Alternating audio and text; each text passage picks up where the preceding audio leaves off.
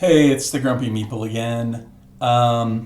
So in my last video, I was talking about the kind of radical increase in the funding for Marvel United X-Men compared to the original game, and I started kind of theory crafting a little bit about why that might be. And it occurred to me that I hadn't really prepared at all for that discussion. I hadn't looked at the campaign today, so I wasn't expecting it to be at 4.8 million. Kind of took me by surprise, and I also somehow forgot that Kick Track exists and can actually give us a lot of insight into what is going on here. So I thought I'd make a follow-up video.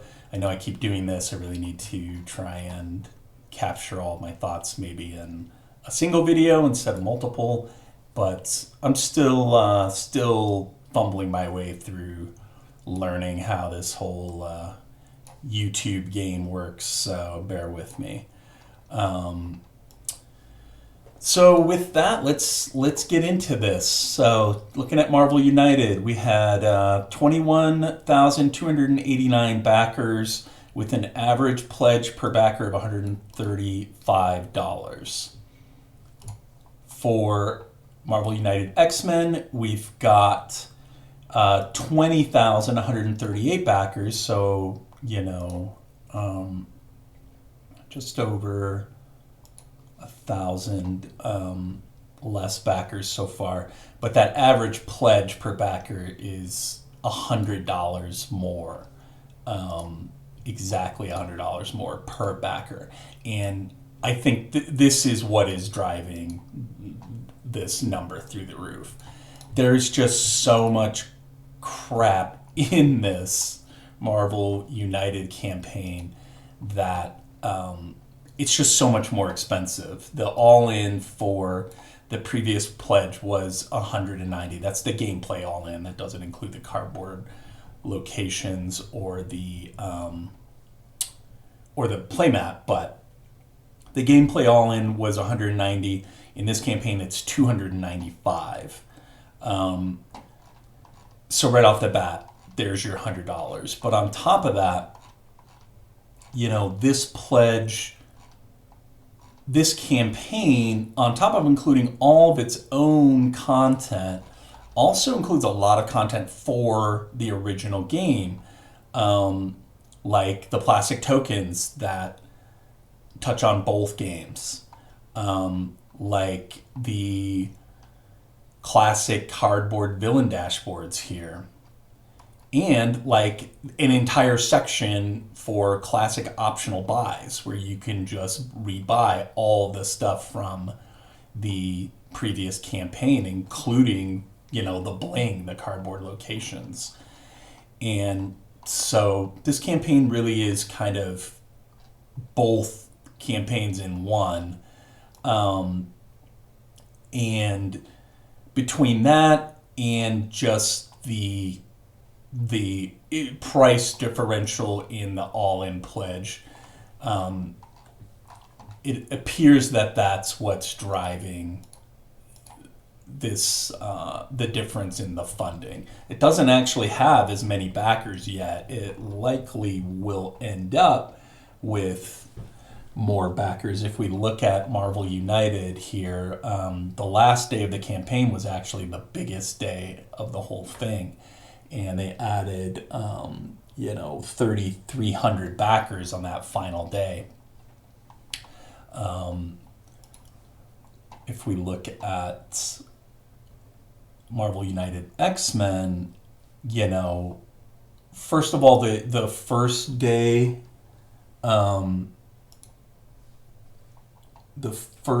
was considerably bigger for Marvel United X-Men, and it seems like it was a little more spread out amongst the kind of beginning of the campaign and the end of the campaign for Marvel United, because we didn't really see that big jump yesterday in the number of backers, but in terms of the funding, this is where all that money came from. Was basically as soon as they announced the Uncanny Pledge, you can see it made almost $1 million on 5.3. Whereas for Marvel United, I suspect that this was the day that they announced the all-in pledge, and it made a ton more money. It added 400,000 to the total, but it wasn't as severe a jump because again of the price differential, and so I don't know. KickTrack is saying that they think this is going to end up just under 5 million. It's hard to say. You know, if you looked at the trend from the previous campaign and the fact that the last day was the biggest day in terms of funding, if that ends up being true for Marvel United X-Men, then this number might be a little bit soft, because that would mean that they would bring in over $1 million. That's not going to happen on the last day, but it's going to bring in a considerable amount. You've got to figure it's going to bring in at least, as much as they brought in kind of on the second day. This is really small, so it's hard to read, but yeah, it's about 315,000. So, and even that would put us over 5 million. And in looking at CMON's previous campaigns, I believe Green Horde was the most backed campaign that they've ever had, which was just over 5 million. Yeah, 5,437,000. So I think this has every chance of beating that goal and becoming their most backed game ever. Especially if, one kind of trump card that they could still play. Sorry, trump card. I know he sucks, but whatever. One final move that they could make is a true all-in. Combine the classic optional buys with the Uncanny Pledge. Deeply discount it. I would hope that they would at least, maybe even $500 pledge for the Uncanny Classic pledge or something like that. They could bust that out in the last 24 hours. I could definitely imagine them doing that, and that again could push this last day number up even higher. So we'll have to see. We'll have to see if they have any surprises in store for that last 24 hours. But this thing is doing really well, and again, I don't actually think it has anything to do with the franchises. I think X-Men is a little less played out than the kind of Avengers side of the universe is, especially in the last couple of years. It's just been all Avengers all the time, that kind of core Marvel cinematic universe, Marvel universe.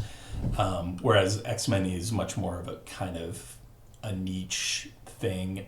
It's still popular, and there have been big movies and TV shows, but it hasn't gotten played out, particularly in board games, the way that the Marvel Cinematic Universe kind of has. And so that may be playing into it as well. It's just not as there's not as much kind of fatigue for X-Men stuff, particularly this kind of stuff. I'd be amazed if Warlock is in any other board game, basically. Some of these characters, Gwenpool, maybe in Legendary, actually, but definitely not played out the way that, your core Avengers team and even the surrounding groups are. So that may be contributing to it. Maybe, in the United States at least, we've a lot of people have received COVID stimulus checks. So they may have kind of disposable cash that they might not have had in previous years, unexpected disposable cash as well. And so they may be saying, yeah, what the hell? It's been a real shit year. I'm going to treat myself to the uncanny pledge, whereas maybe they wouldn't have all in back to the previous campaign. But and then the other factor too is the fact that Marvel United is out, is well received. It's 771 overall on BGG, and it's been heavily covered on YouTube and social media, etc. Tom Vassell did I don't even know, 10. The Dice Tower did 10 videos on Marvel United, at least 10 videos. So saturation and just the response to Marvel United as a system has been very strong, and so that too is contributing to this increase. People are willing to back it Uncanny because they know it's good. They know it's going to retain its value as well. I talked a little bit about this yesterday, but there definitely hasn't been a drop in the value of that original set, and that's another factor that's gonna probably push people who are on the edge to just go ahead and back the whole thing and just make it kind of simple and just get everything, and then that way they don't miss out. So yeah, those are my thoughts on what is driving the kind of explosion in funding for Marvel United X-Men. Hit me up in the comments. Let me know what you think. If you agree or disagree, is there a factor that maybe I'm not an X factor even, guys? Right, X factor. You got Polaris, a strong guy here. Let me know if there's a factor that maybe I'm not considering, that could be contributing to this as well. All right, thanks. Talk to you later.